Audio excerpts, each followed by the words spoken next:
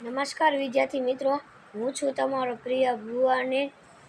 મારું ધોરણ છે 8D.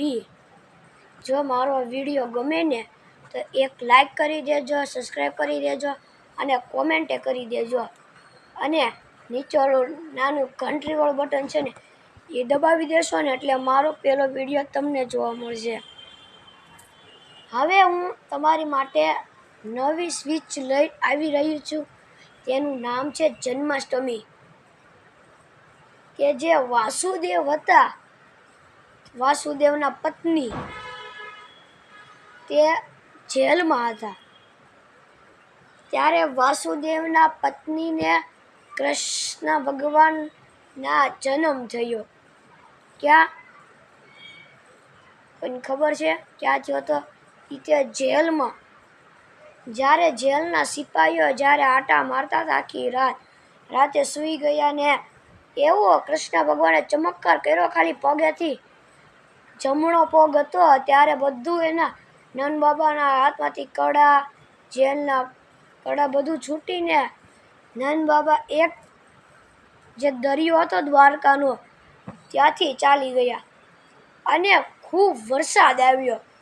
વરસાદ આવ્યો એટલે કૃષ્ણ ભગવાનને પલળવું નહોતું ગમતું, એટલે પલળવા માટે ને ઉપાયો કર્યો. જ્યારે પગ ઊંચા નીચા કર્યા ત્યારે અલગ અલગ ભગવાને, વિષ્ણુ ભગવાન, લક્ષ્મી માતા,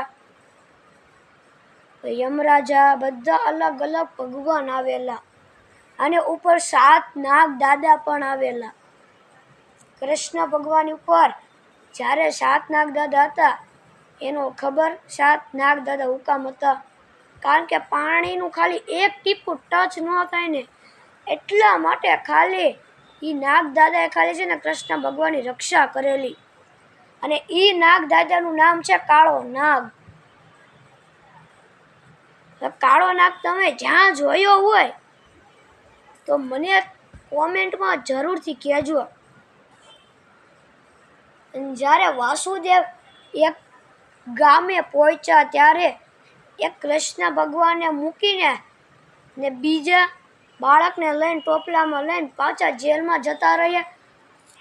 અને સવાર પડતા કંસને ખબર પડી કે વાસુદેવની ન્યા બાળક થયું છે. ગભરામણ થયું વાસુદેવ. હવે મારે સ્વિચ પૂરી થાય છે.